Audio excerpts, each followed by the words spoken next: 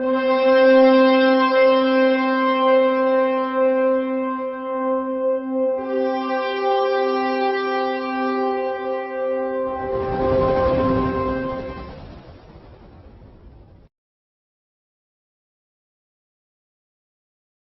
toujours le frère Zolo là dans les mystères, dans les révélations cachées la parole de Loba. Je rends grâce à Loba, le créateur du ciel de la terre, de ce qu'il est grand, glorieux et redoutable. Je remercie Loba parce qu'il est bon, parce qu'il est fidèle, parce qu'il est tout puissant et de ce qui vit inexplicablement hors de toute réalité. Donc aujourd'hui, par sa permission, par sa grâce, par sa toute divine puissance, nous allons entrer une fois de plus dans les sphères de la connaissance interdite. Car vous savez qu'il est dit dans les Bibles classiques actuelles, dans Proverbe 19.2, que le manque de science n'est bon pour personne. Et dans Proverbe 25.2, la gloire de l'homme est de cacher des choses et la gloire des rois est de sonder des choses. Néanmoins, il est dit dans Jérémie 33.3, demande-moi et je te relèverai des choses cachées, des choses que tu ne sais pas. Et dans Jean 3.11, nous disons ce que nous savons et l'on rend témoignage de ce qu'on a vu. Également dans Jean 8.32, vous connaîtrez la vérité et la vérité fera de vous des hommes libres. Ici, une fois de plus, je vais parler de ce personnage connu sous le nom, ici actuellement, connu sous l'appellation du nom de Jésus, et d'autres qui disent Jésus-Christ. C'est un personnage, comme j'ai déjà démontré durant mes propos, durant mes vidéos, mes récentes vidéos, ainsi de suite, que ce Jésus-Christ n'a jamais existé. Le César de Borgia, que les Néphilim, que les faux juifs, que les Occidentaux ont inventé pour faire croire, pour tromper l'homme noir, pour le déraciner, pour l'extirper de sa spiritualité ancestrale. Et actuellement, partout dans le monde, il y a des moutons, des attardés mentaux, c'est-à-dire ceux qui se disent chrétiens, et d'autres formes de religion qui adhèrent à ce personnage, qui acceptent cette personne-là de Jésus. Ils disent que Jésus a existé. Et j'ai déjà démontré, cette fois-ci, je vais encore redémontrer, dans les Bibles actuelles classiques, que non seulement ils ont usurpé le titre du vrai Christ, parce qu'il y a beaucoup de personnes qui ne voient pas encore la nuance entre Jésus et le Christ. On vous a fait croire que Jésus c'était le Christ. Non. Quand on dit le Christ, deux fois quand je dis Jésus-Christ, Jésus n'a pas existé, et en même temps je parle de Christ, c'est pas la même personne. Il faut d'abord savoir la définition du mot Christ. Un Christ c'est un loin, c'est celui qui a reçu l'onction loin. Parce que celui qu'on appelle David, dans les Bibles actuelles, avait été oint par le prophète Samuel. Donc, étant oint, il devient un Christ. C'est ça, un consacré devient un Christ. C'est pour ça qu'il y avait beaucoup de Christ.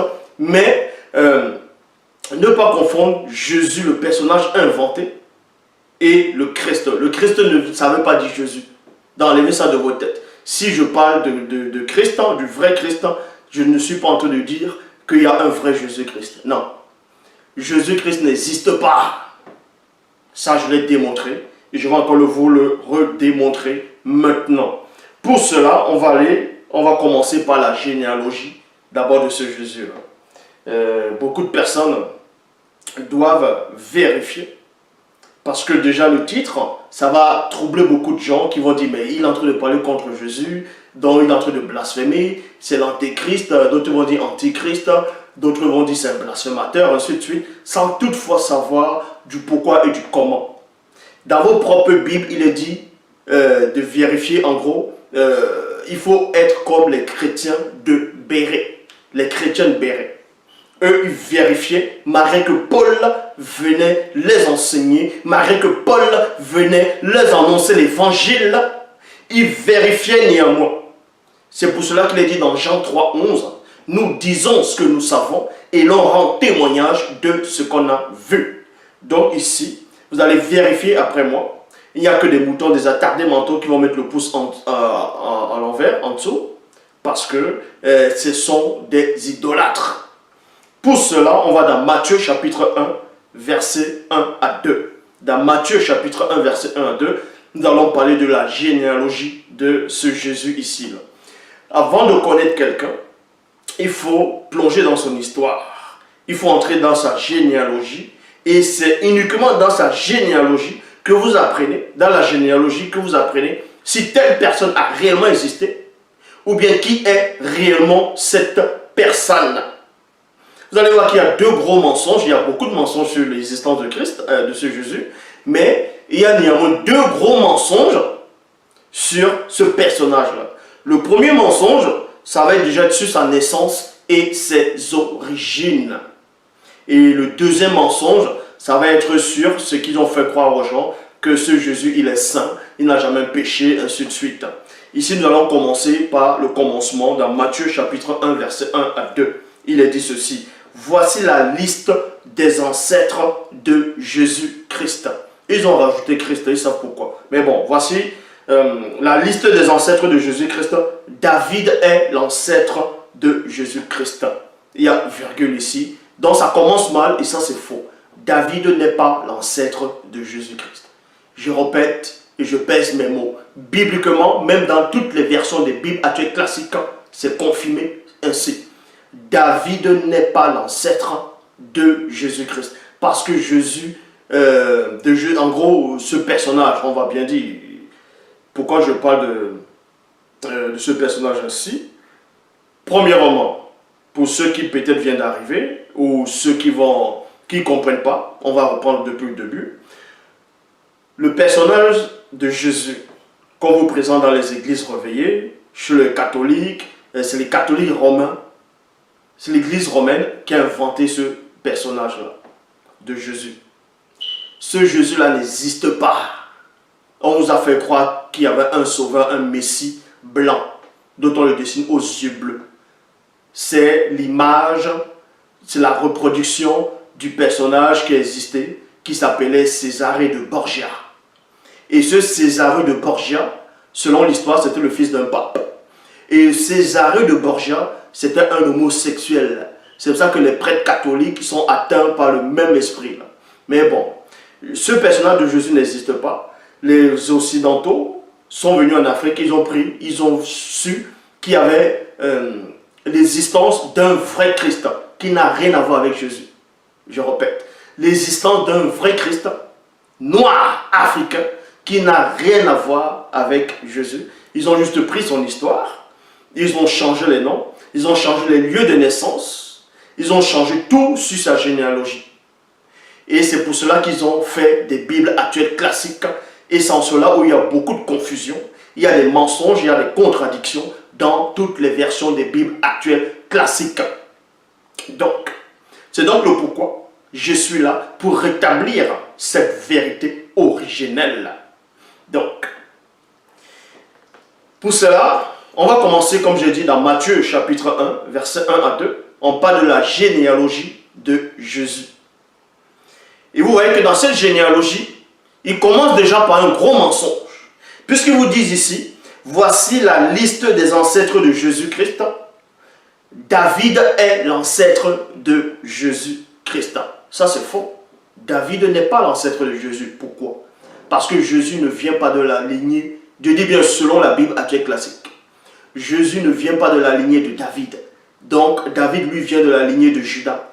Jésus n'est pas de Juda. Dieu dit bien, même si dans d'autres passages on dit qu'il est le fils de David, que même dans le livre des Hébreux, on dit que Moïse n'a pas fait mention de quelqu'un de la tribu de Juda.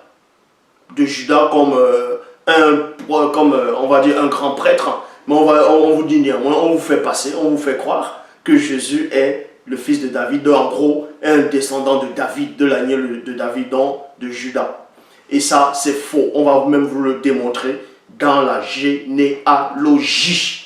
Donc, et ensuite on vous dit Abraham est l'ancêtre de David. Oui, Abraham est l'ancêtre de David. Ça, selon les Bibles actuelles, ça c'est normal. Mais David n'est pas l'ancêtre de Jésus. Et ça, on va vous le démontrer. Donc, on poursuit dans la généalogie.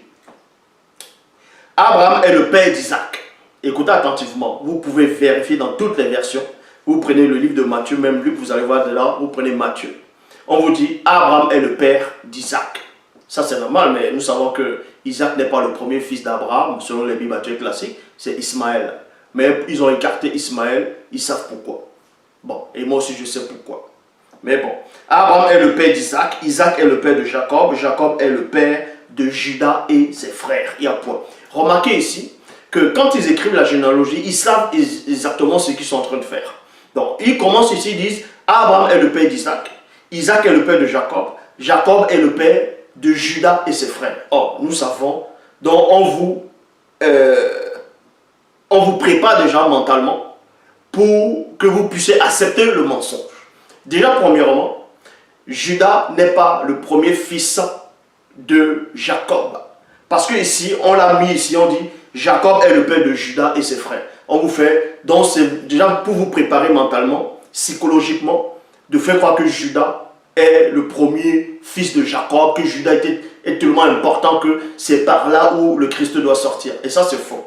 Donc, vous voyez, Judas est le quatrième fils de Jacob. Où est cela dans Genèse chapitre 28 au verset 35. Je répète, Genèse 28, verset 35. Judas est le quatrième fils de Jacob. On poursuit dans Matthieu chapitre 1, verset 2 à 16. Matthieu chapitre 1, verset 2 à 16.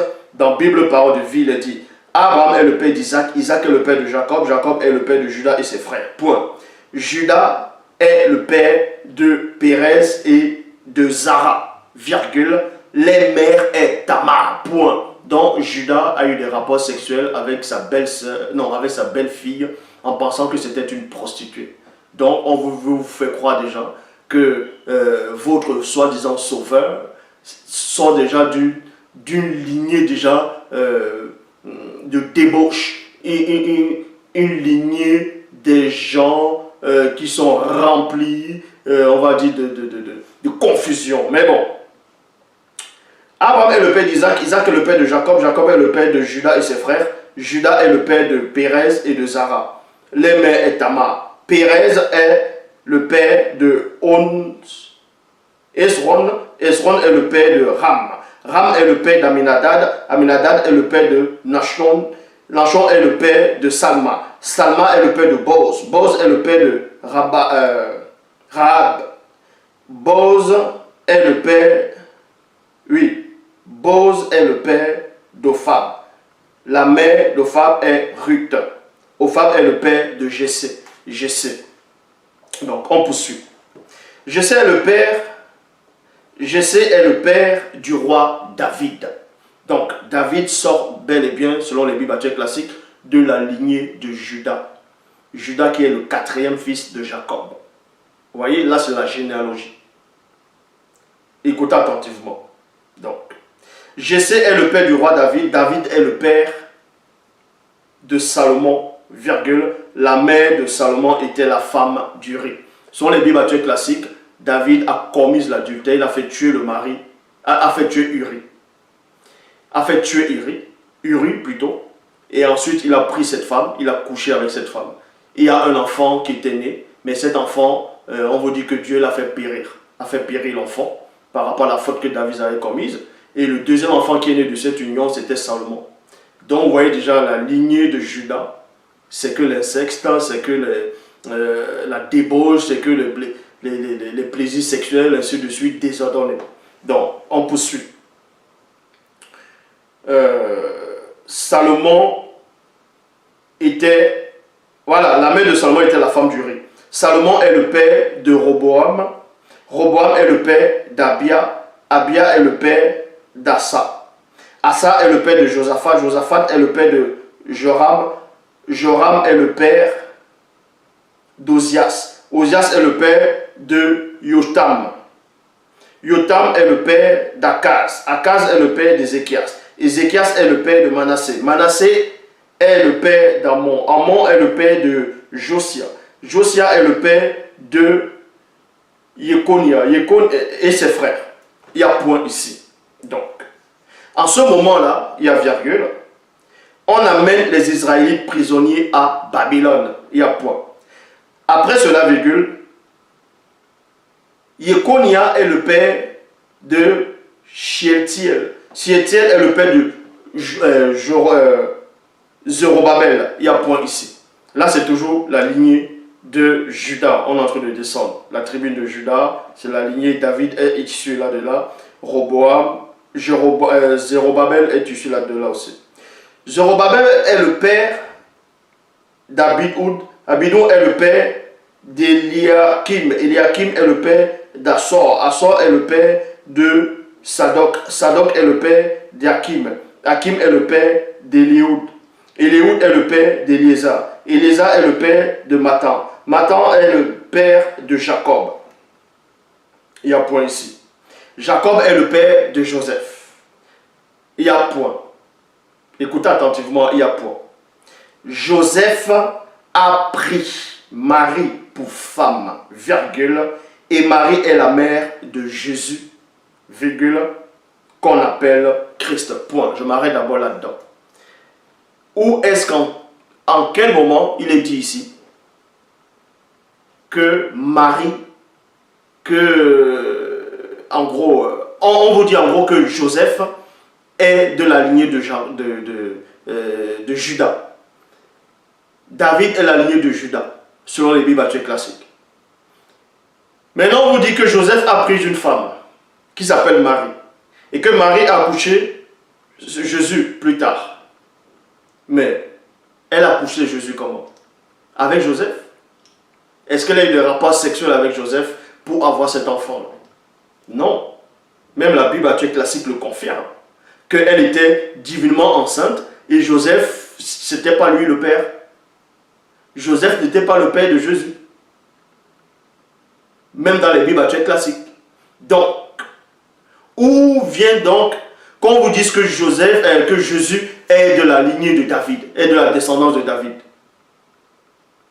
Puisque on s'arrête avec Joseph, on dit Joseph est de la lignée de David, est de la lignée de Judas.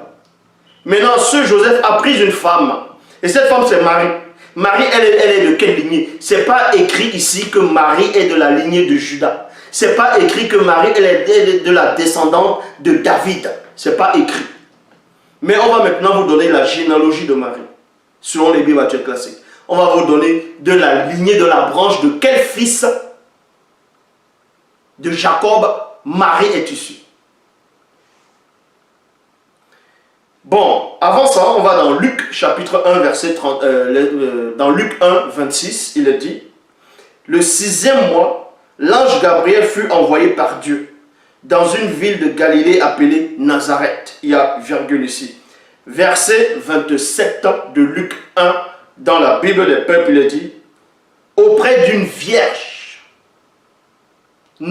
auprès d'une vierge déjà promise en mariage à Joseph, il y a virgule. C'est qui Joseph?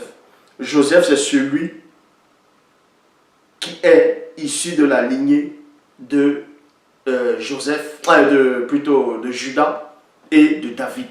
Vous voyez ça dans la généalogie dans Matthieu, chapitre 1, verset 1 jusqu'à 16. Donc, et on vous dit ici, auprès d'une vierge déjà promise en mariage à Joseph, il y a virgule. Il y a virgule. Et ensuite, un homme. Un homme, c'est qui? C'est ce Joseph-là. Un homme de la famille de David. Point virgule. Le nom de la vierge était Marie. Donc, on précise encore ici que Marie et Joseph étaient de la famille de David. Joseph est un descendant de David. Joseph est un descendant, selon les Bibles classiques, de Judas, de la lignée de Judas. Marie n'est pas de la lignée de Judas. Donc si elle accouche, selon les Bibles classiques, Jésus ne pourra pas être de la lignée de David, vu que Marie n'est pas de cette lignée. On va vous donner la lignée de Marie ici sur les Bibles actuelles. Là. Donc là déjà c'est le premier mensonge sur l'existence de votre faux Jésus là. De votre Jésus déjà. Donc dans Luc, oui, Bible parole de vie, il est dit, il l'envoie chez une jeune fille promise en mariage à un homme appelé Joseph. Point. Joseph a pour ancêtre. Joseph a pour ancêtre le roi David, virgule, et le nom de la jeune fille est Marie. Vous voyez, on précise ici que Joseph, l'époux de Marie, a pour ancêtre David.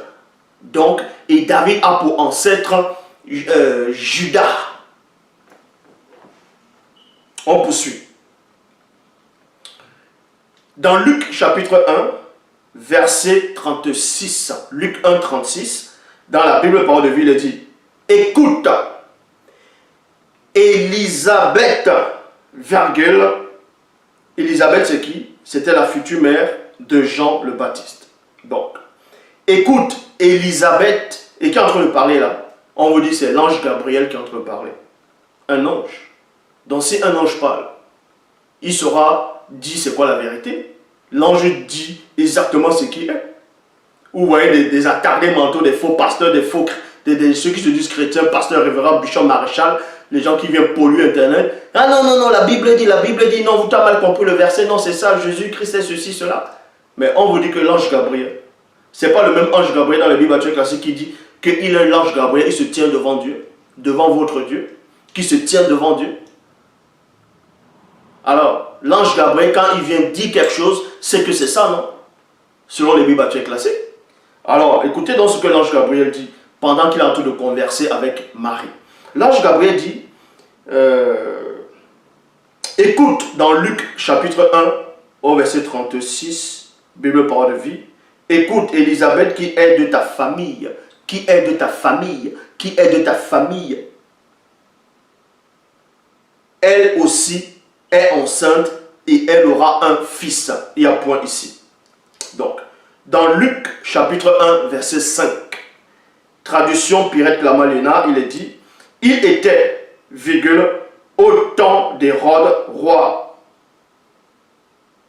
de Judée, un prêtre du nom de Zacharie. Un prêtre du nom de Zacharie. Zacharie c'était qui? Zacharie c'était l'époux d'Élisabeth. Donc, de la classe d'Abias.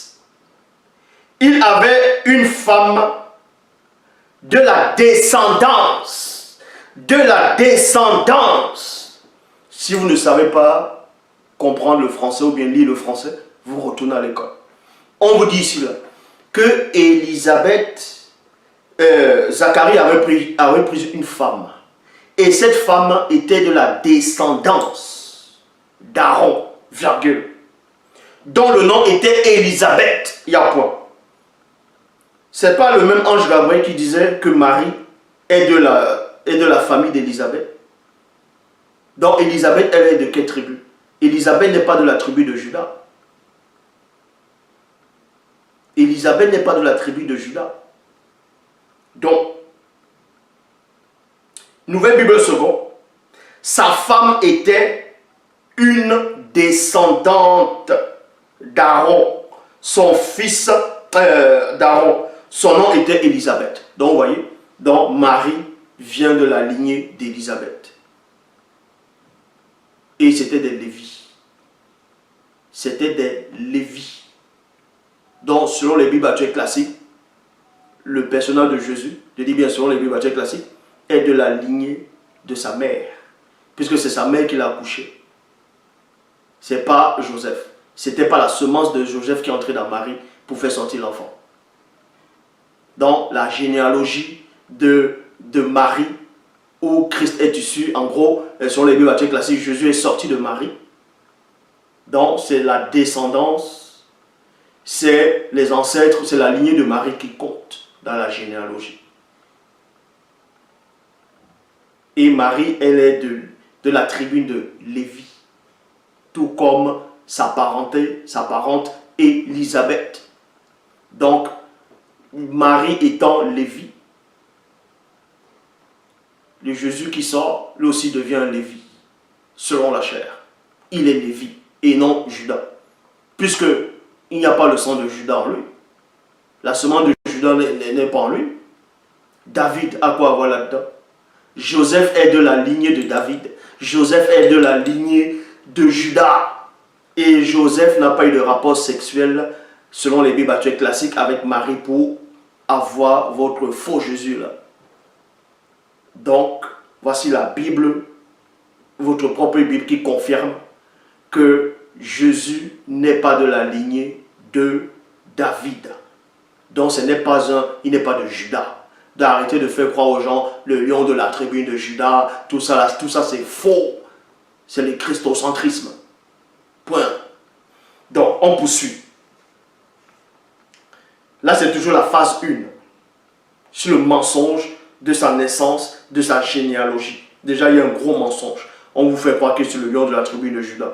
Il n'est pas de la tribu de Juda, donc il ne peut pas être le lion de la tribu de Juda. Donc, on poursuit. Ça s'appelle le christocentrisme. Vous voyez? Christocentrisme, c'est quoi? On vous dit, c'est une expression de la doctrine chrétienne qui place le Christ au centre de la théologie et de la spiritualité. C'est ce qu'ils ont fait avec ce Jésus-là. Et ça, c'est faux. Voilà encore un gros mensonge qu'on va démontrer dans Matthieu chapitre 2, versets 14 à 15. Traduction Louis II 1910, il est dit: Joseph se leva, il y a virgule, prit de nuit le petit enfant et sa mère. Donc on vous dit ici, qu'à une période, Hérode cherchait à tuer les enfants nouveau-nés, tout comme Moïse. Au temps de Moïse, bon, c'est que j'ai démontré, l'histoire des Hébreux esclaves en Égypte n'a pas eu lieu. Cette histoire, c'est une invention. Je l'ai démontré, cette vidéo existe toujours. Mais bon, on vous dit néanmoins que dans Matthieu chapitre 2, versets 14 à 15, on voulait tuer le petit enfant, tous les petits enfants qui sont nés à cette période-là. Et on vous dit que Joseph était divinement averti. Il a pris le petit enfant Jésus et sa mère, Marie. Ils sont allés en Égypte. Écoutez attentivement. Cette scène-là, c'est toujours le christocentrisme. Donc, on vous dit, Joseph se leva, prit de nuit le petit enfant et sa mère et se retira en Égypte. Et se retira en Égypte. C'est même les mêmes Bibles qui disent que maudit soit celui qui va aller chercher son secours en Égypte, non? Mais bon, le petit enfant en Égypte. Et il resta jusqu'à la mort d'Hérode, afin que s'accomplisse ce que le Seigneur avait annoncé par le prophète. 2 points. J'ai appelé mon fils hors d'Égypte. Point. Et ça, c'est faux. Donc, non seulement, les biblistes, les auteurs des Bibles actuelles classiques, ils font mentir Dieu. Ils font croire que Dieu avait donné une prophétie par un prophète sur le petit enfant Jésus, qu'on va l'envoyer en Égypte à un certain moment donné, et ensuite on va le retirer de l'Égypte pour que la prophétie puisse s'accomplir, qu'il ait dit, j'ai appelé mon fils à sortir d'Égypte. Nous allons donc voir ce prophète, où est-ce qu'il a prophétisé, et vous verrez que quand il a prophétisé, ça s'adressait nullement à ce Jésus-là. Est-ce que vous comprenez? Donc c'est encore un autre mensonge. La prophétie se trouve dans Osée, chapitre 11, verset 1. Osée 11, 1. Bible parole de vie dit, le Seigneur dit, 2 points, quand Israël, Jésus c'est pas Israël, Jésus n'est pas Israël. Donc quand Israël était jeune, virgule, je l'ai aimé. Il y a une virgule ici. Et je l'ai appelé. Et on a appelé Israël, le petit Israël. Et je l'ai appelé, virgule, lui qui? Israël. Lui, virgule, mon fils, il y a virgule, a sorti d'Égypte, il y a point. Donc, les auteurs de Matthieu 2,15, ils vont prendre cela, ils vont prendre cette prophétie, ils vont faire croire que ça, ils vont tourner cela pendant le concile de Nicée pour tout trafiquer l'histoire.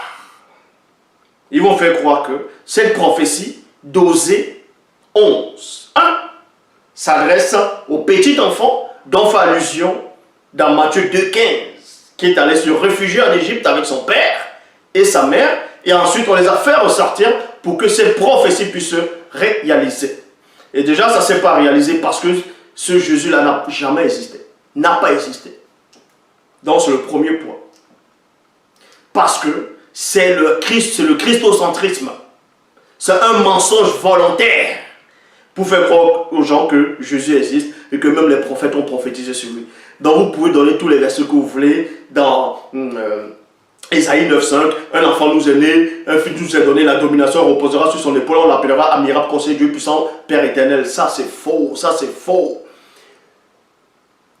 J'ai déjà démontré que même dans Ésaïe, là, selon les Bibles actuelles classiques, on ne parlait pas de votre Jésus. Là. Toujours dans le livre d'Ésaïe, on démontre à qui la domination va se reposer. Ce n'était pas sur ce Jésus-là. Donc vous pouvez donner tous les versets dans le livre des Psaumes. Je suis la seule personne qui connaît l'explication des Bibles, de toutes les Bibles, de la Bible.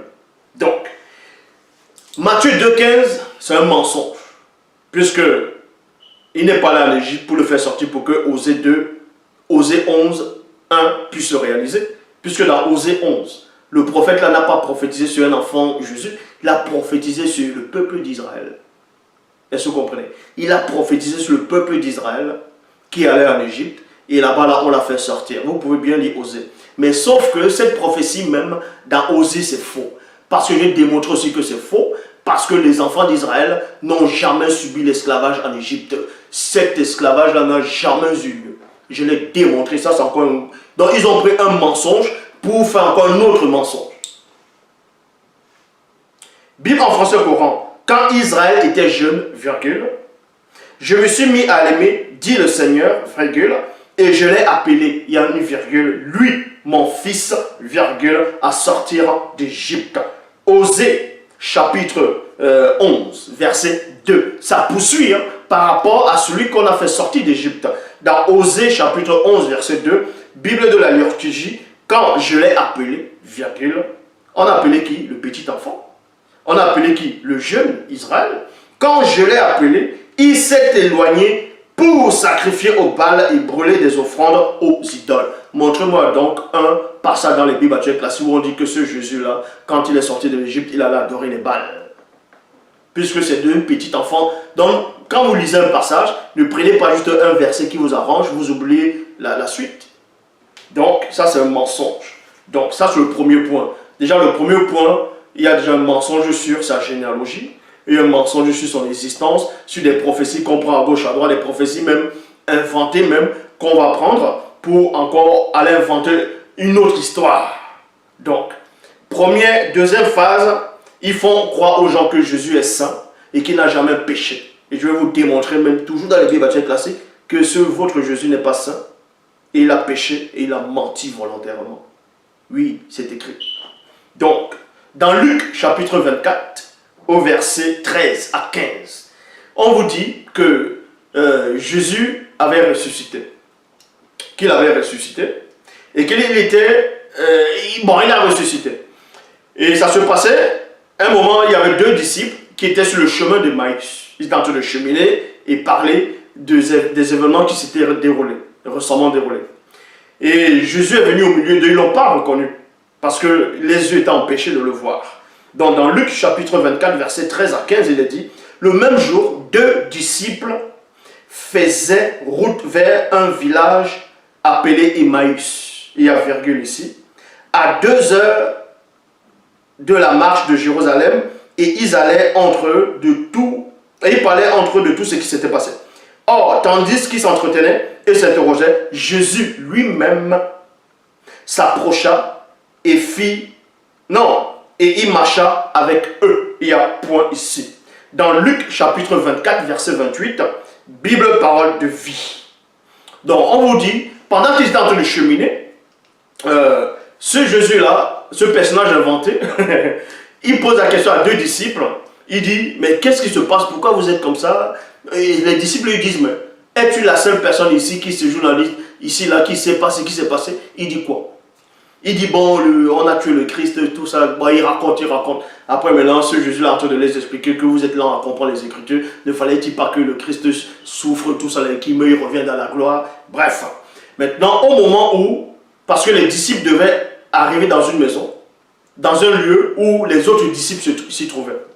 Et en cours de chemin, voilà ce qui va se passer, où ce Jésus-là va mentir volontairement à tous ces pasteurs, à tous ceux qui se disent pasteurs, révérends, bishop, maréchal, apôtre, diacre, prophétesse, chrétien, ou croyants, peu importe. Votre Jésus, c'est menteur. Parce que Satan, c'est Satan qui est derrière. Jésus-Christ n'existe pas. Donc, le passage le démontre ici. Donc, on vous dit dans Luc chapitre 24, verset 28, Bible, parole de vie, ils arrivent près du village où les disciples devaient aller. C'était dans un village. Il y a point. Jésus fait semblant.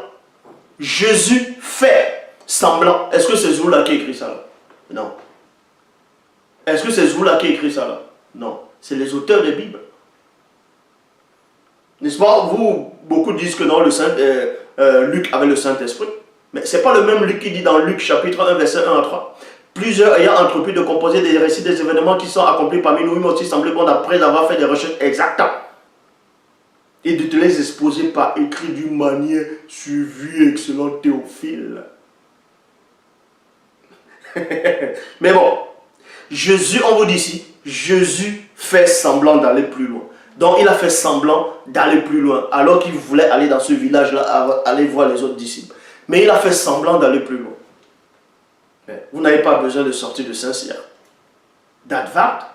Vous n'avez pas besoin d'avoir la licence en chimie ou bac plus 6 pour comprendre ce qui veut dire faire semblant. Faire semblant, c'est quoi? Faire semblant, c'est d'adopter un comportement en vue de tromper quelqu'un. C'est ça, faire semblant. Faire croire une chose fausse. Donc, par son comportement, par ses gestes, il a menti. Il a fait semblant d'aller plus loin. Donc, c'était un mensonge. Alors qu'il ne voulait pas aller plus loin. C'était un mensonge. Il a fait semblant. Donc, Jésus, c'est un menteur. Et ce n'est pas fini. Bible de la liturgie. Jésus fit semblant d'aller plus loin. Maintenant, il y a des Mongols. Bon, Bible des peuples. Il fit semblant d'aller plus loin. Bible en français courant. Jésus fit comme s'il voulait poursuivre sa route. Il n'y a point. Maintenant, il y a des Mongols qui ne savent pas lire le français. Ils vont lire dans d'autres versions où c'est écrit il frémit d'aller plus loin. Ils ne savent même pas ce qui veut dire frémir. Ils vont dire, vous voyez, ce n'est pas écrit semblant. Mais sérieux, si vous ne savez pas des mots, vous tapez les définitions. Vous vous renseignez. Donc, ici, dans traduction à Bérilette, il est dit, et ils approchaient du village où ils se rendaient, virgule, et lui-même c'est qui? C'est Jésus. Frémit de se rendre plus loin. Et frémir, c'est quoi? C'est freindre, qui veut dire simuler un sentiment pour tromper. Et oui.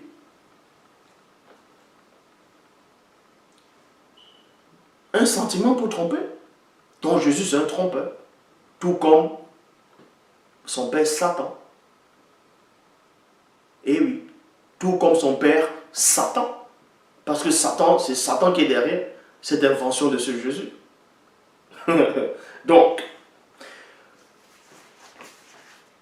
on va aller dans Jean 10, 30. Jean chapitre 10 au verset 30. Ça, c'est beaucoup de chrétiens qui aiment citer ce passage-là. Vous voyez, Jésus a dit dans Jean 10, 30, moi et le Père, nous sommes un. Donc, c'est lui qui est le Père. Mais regardez encore un gros mensonge là-dedans. Comment ce Jésus-là ment encore là-dedans. Dans Jean 10, 30, dans la Bible de l'épée, il est dit, moi et le Père, virgule, nous sommes indivisibles. Indivisibles. Moi et le Père, nous sommes indivisibles. Et indivisible, c'est quoi? Qualité d'une chose, d'une substance ou d'un groupe de personnes qui ne peut pas être séparés ou divisés.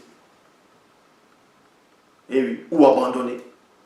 Parce que quand tu te sépares de quelqu'un, ça veut dire que tu abandonnes la personne. Et ce Jésus sort de sa bouche, que lui est le Père, lui est votre faux Dieu, qui est Yahvé Adonai Elohim l'Éternel, qui est en même temps un démon, dit que lui et ce Père-là sont indivisibles. Donc ils ne peuvent pas s'abandonner, ils ne peuvent pas se séparer. Mais c'est le même Jésus qui sort encore de sa propre bouche plus tard dans Matthieu chapitre 27, au verset 46, en disant, mon Dieu, pourquoi m'as-tu abandonné? Pourquoi m'as-tu abandonné? C'est pas le même Jésus qui disait que lui et le Père sont indivisibles. Mais, mon Dieu, Pourquoi tu m'as divisé? Pourquoi nous sommes divisés? Pourquoi tu m'as abandonné? Voilà encore un mensonge. On va encore donner un autre mensonge, un gros mensonge de votre Jésus, pour montrer déjà, il ne connaît pas les Écritures, parce que ceux qui ont écrit le Nouveau, ce que vous appelez le Nouveau Testament, ont pris des récits de ce que vous appelez aussi Ancien Testament, écrits par d'autres personnes, dans des écarts. Donc ils ont fait que prendre, pour dire on va faire le christocentrisme, et on va centrer ça sur le Jésus, on va créer un sauveur blanc, pour dire c'est le sauveur de l'humanité. On va faire en sorte que, on va écrire là-dedans, que si quelqu'un dit que Jésus n'est pas le Christ, c'est celui-là qui est l'antéchrist. Donc on va faire en sorte que les gens puissent avoir peur, de ne même pas se poser des questions. Donc, c'est là qu'ils vont aller dans Jean 3,13. Jean 3,13, où ce Jésus dit, personne n'est monté au ciel.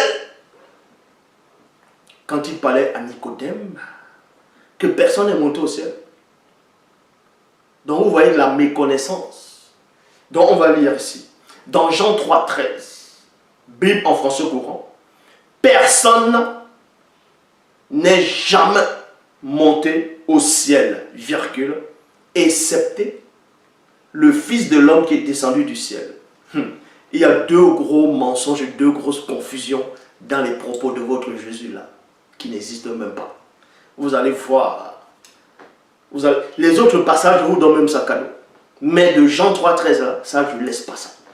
Vous allez voir la confusion.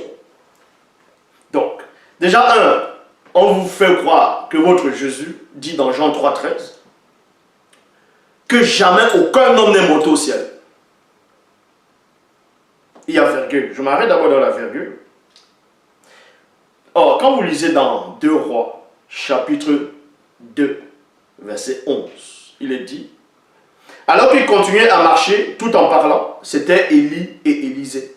Alors qu'il continuait à marcher en parlant, un char de feu et des chevaux de feu les séparèrent l'un de l'autre.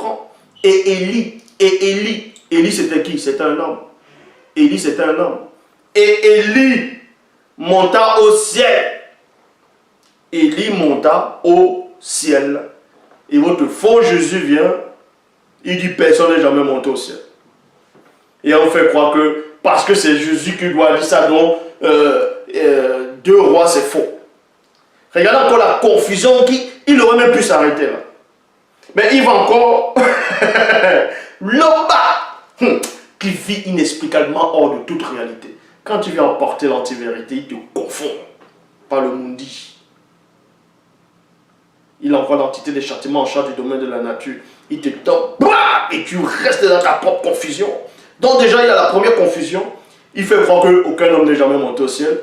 Élie est monté au ciel. Enoch est monté au ciel. C'est écrit. Donc, maintenant, dans Jean 3,13 toujours, personne n'est monté au ciel. Ça, on sait que quelqu'un est déjà monté au ciel. Donc ça, c'est un mensonge. Excepté. Il dit maintenant, excepté le Fils de l'homme qui est descendu du ciel. Mais regardez encore un gros mensonge. Un truc qui n'a même pas de sens. Que beaucoup de chrétiens, de pasteurs, de révérends, de bishops, maréchals font, qui lisent, qui ne comprennent pas ce que ça veut dire. Comment quelqu'un peut se prétendre en disant personne n'est monté au ciel, excepté celui qui est descendu du ciel. Excepté le Fils de l'homme qui est descendu du ciel. Ça voudrait dire quoi? Que ce Jésus, avant de descendre du ciel, pour pouvoir plus tard remonter, il était déjà fils de l'homme dans le ciel. Il était déjà là-bas en tant que fils de l'homme. Et ça, c'est pas logique. Pour qu'on puisse te nommer fils de l'homme, il faut qu'il y ait déjà un homme. Est-ce qu'on on va aller tout doucement?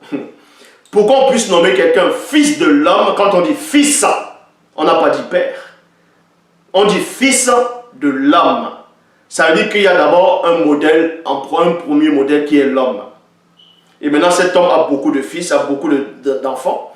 Et tu sors de cet homme-là, maintenant tu t'appelles fils de l'homme. Or, l'homme a été créé sur la terre et non dans le ciel. Genèse, chapitre 2, verset 7, dans la traduction Abbé Filion, le Seigneur Dieu formant l'homme du limon de la terre. Le Seigneur Dieu forma l'homme du limon de la terre. Dans d'autres versions, il forma l'homme de la poussière de la terre, ou bien du sale, et non du ciel. On vous montre que le premier homme biblique a été créé sur la terre, donc ce n'est pas possible que votre Jésus puisse dire qu'avant de descendre du ciel, il était déjà là-bas en tant que fils de l'homme.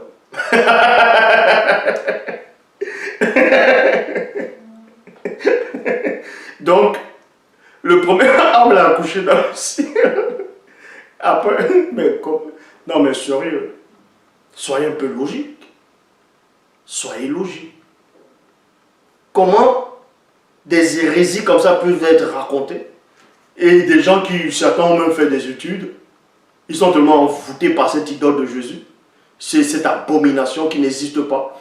Il y a des gens qui disent, oh, fais attention, tu es en train de parler contre Jésus, tu parles contre le Saint-Christ, tu vas aller en enfer. C'est ton Jésus qui va m'amener en enfer. C'est ton Jésus qui peut m'amener en enfer. L'enfer n'existe pas. Ça, je l'ai démontré.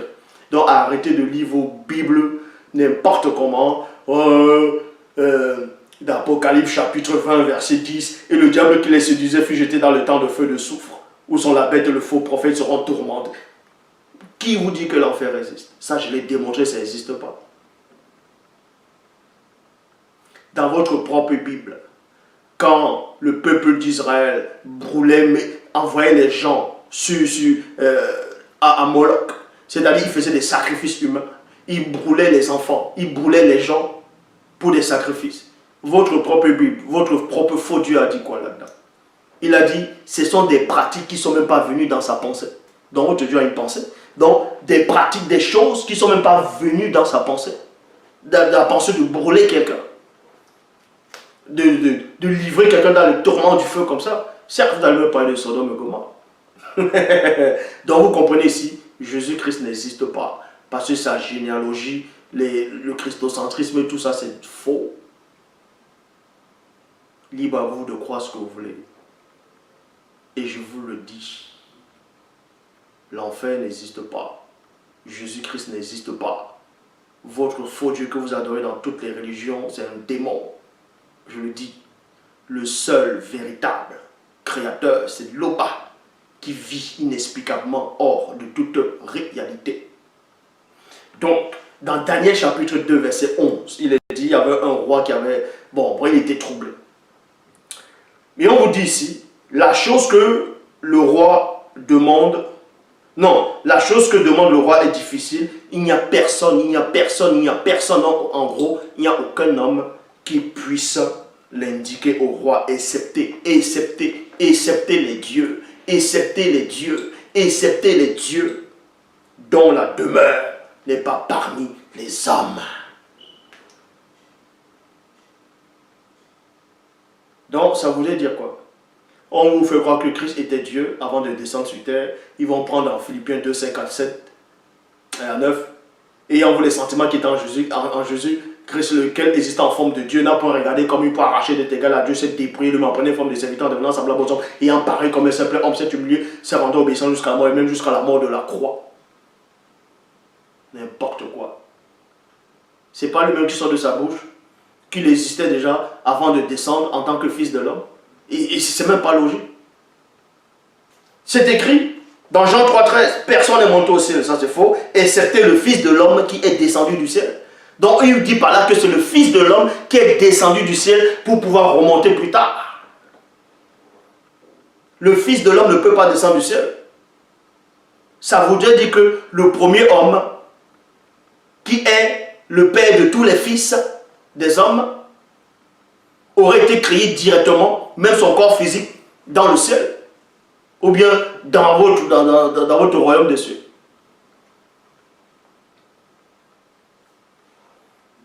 Donc, il n'y a qu'un seul enseignant. C'est celui-là. C'est celui qui est en face de vous. Toutes vos fausses religions, toutes vos fausses spiritualités, que ce soit égyptienne, peu importe, tout ça c'est de la rigolade. Le seul enseignant, le seul qui détient la clé, des mystères. Le deuxième né de toute la création est en face de vous, que ceci vous plaise ou pas. Et je décide qui c'est qui va entrer ou qui va rester dehors. Je le dis. Quand je dis je, c'est Dieu qui dit je. Loba, c'est encore glorifié.